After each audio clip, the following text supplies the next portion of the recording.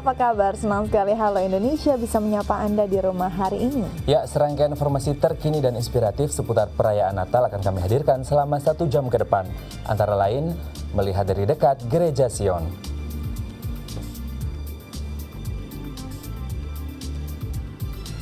Ada pula Natal di Kerajaan Inggris.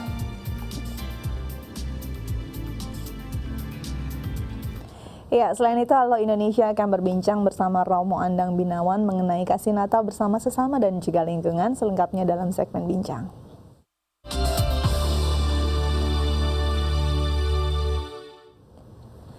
Jakarta tidak hanya memiliki gedung-gedung pencakar langit modern, namun juga memiliki berbagai bangunan tua yang bersejarah dan masih digunakan untuk berbagai kegiatan. Salah satunya adalah Gereja Sion.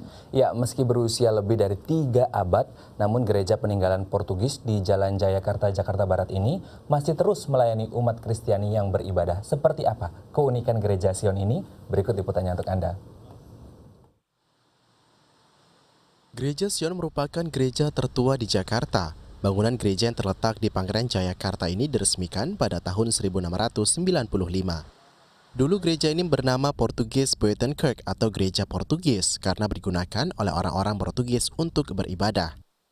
Meskipun sudah berumur lebih dari 300 tahun, melihat usianya tersebut tidak heran bila gedung gereja ini sangat kental dengan arsitektur gaya Eropa.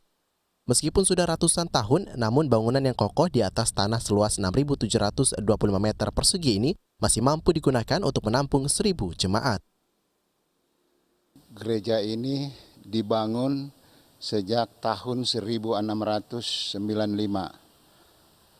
Gereja ini di luar kota Batavia, di luar tembok kota Batavia. Gereja ini namanya awal De Nieuwe Portugis Buitenkerk, dinamakan Buitenkerk karena di luar tembok. Sejak bangunan ini dibangun, memang diutamakan untuk tempat ibadah. Sampai sekarang memang bangunan ini tempat ibadah dan memang dia punya ornamen masih lengkap. Di gereja ini terdapat mimbar unik berbentuk cawan bergaya barok. Mimbar ini bertudung sebuah kanopi yang ditopang 2 tiang bergulir dengan gaya rias ionik serta 4 tonggak perunggu. Beberapa kursi ukuran tua dan bangku dari kayu hitam atau eboni masih juga dipakai sebagai tempat duduk jemaat. Selain itu, ada organ seruling atau orgel gereja yang sampai sekarang masih terawat baik. Orgel ini diletakkan di balkon belakang kursi jemaat gereja. Di luar gereja juga terdapat lonceng yang memiliki umur lebih tua dari bangunan gedung Gereja Sion ini.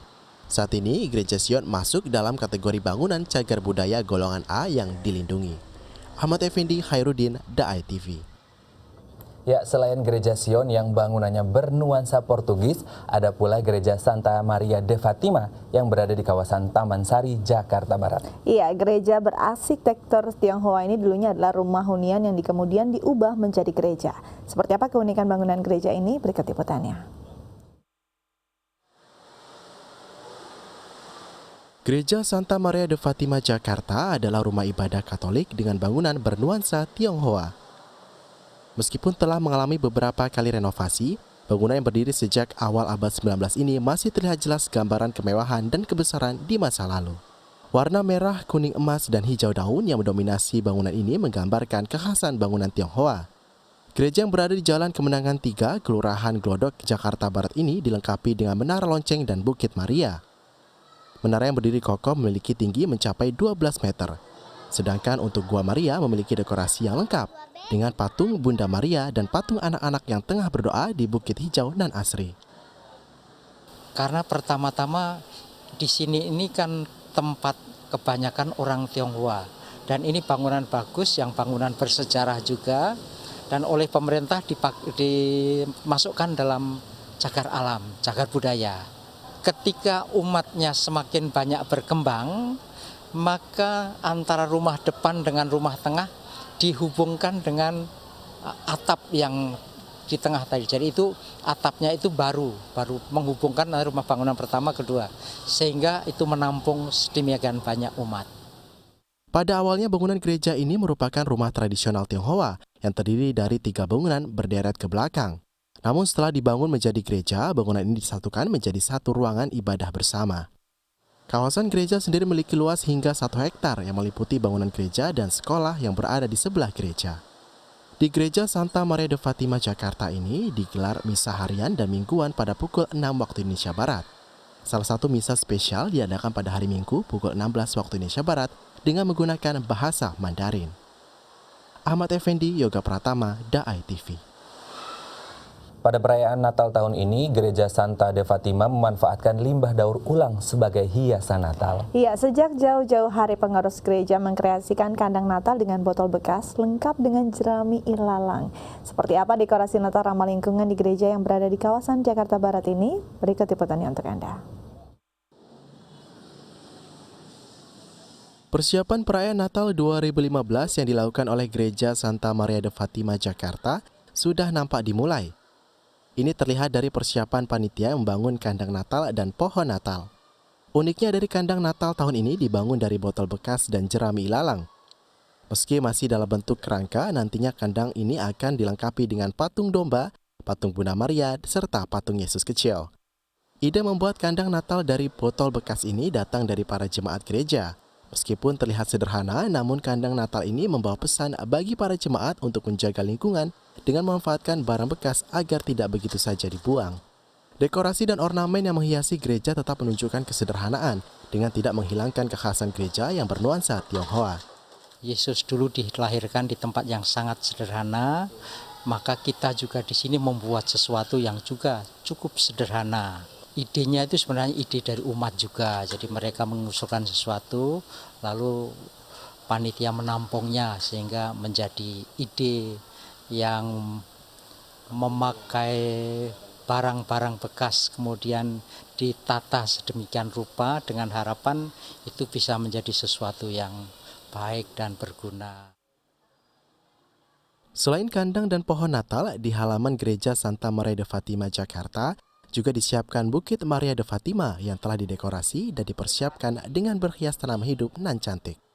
Bunga bougainville, Kamboja Jepang, dan rumput hijau menyelimuti bukit menjadikannya tampak asri nan indah. Ahmad Effendi, Yoga Pratama, Daai TV. Ya, untuk mengetahui suasana ibadah perayaan Natal, saat ini tim Hala Indonesia tengah berada di Gereja Santo Bernadette di kawasan Ciledug.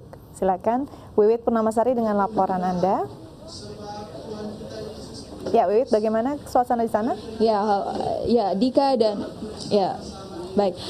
Tepat di hari ini Jumat 25 Desember 2015, seluruh umat Kristiani di Indonesia dan ataupun di seluruh dunia sedang merayakan hari Natal.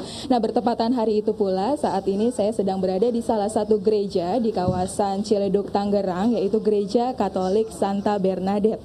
Dan Anda bisa melihat bahwa bangunan dari gereja ini hanya sebuah tenda. Namun walaupun merayakan hari Natal dengan penuh kesederhanaan, seluruh jemaat tetap hikmat dalam menjalankan ibadah misa Natal kali ini. Dan untuk seluruh jemaat yang hadir untuk beribadah misa Natal kali ini, sebesar 200 jemaat berada di kawasan kota Tangerang. Dan untuk tahun ini, Gereja Katolik Santa Bernadette ini mengangkat tema tentang hidup bersama sebagai keluarga Allah. Yaitu dimaksudkan bahwa semua umat manusia adalah keluarga Allah.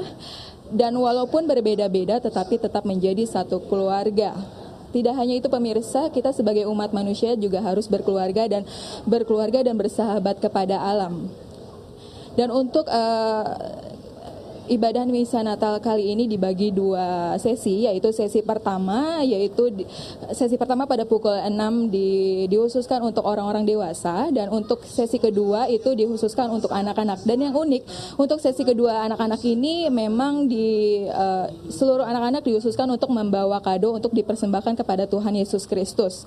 Dan untuk pimpinan khutbah pada misa Natal di Gereja Katolik Santa Bernadette ini dipimpin oleh Romo Lama Sihombing CICM. Beliau sudah selama 3 tahun menjadi pimpinan khutbah di Gereja Katolik Santa Bernadette ini. Astia Dika. Baik, Wiwit, bisa dilaporkan bagaimana kondisi keamanan yang ada di sana? Apakah memang kondusif atau seperti apa? Nah, untuk pengamanan di area Gereja Katolik Santa Bernadette ini cukup aman dan kondusif karena sebanyak 64 personil diturunkan yang berasal dari Polres Tangerang dan Polsek Tangerang.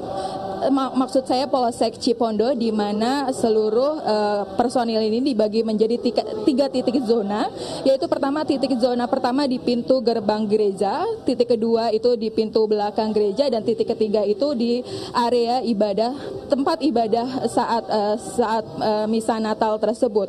Dan untuk penjagaan ini sudah berlangsung dari tanggal 14 Desember sampai dengan 25 Desember hari ini, di mana tujuan pengamanannya ini untuk menciptakan keamanan bersama seperti itu. Demikian laporan dari saya. Kembali ke studio bersama Asti Adika dan Raden Matlias. Iya, terima kasih untuk laporan Anda, Wiwit. Ya, selanjutnya kami akan menghadirkan perbincangan dengan Romo Andang Binawan mengenai kasih Natal, tidak hanya sesama manusia tapi juga dengan lingkungan. Namun setelah jeda berikut, tetap bersama kami di Halo Indonesia.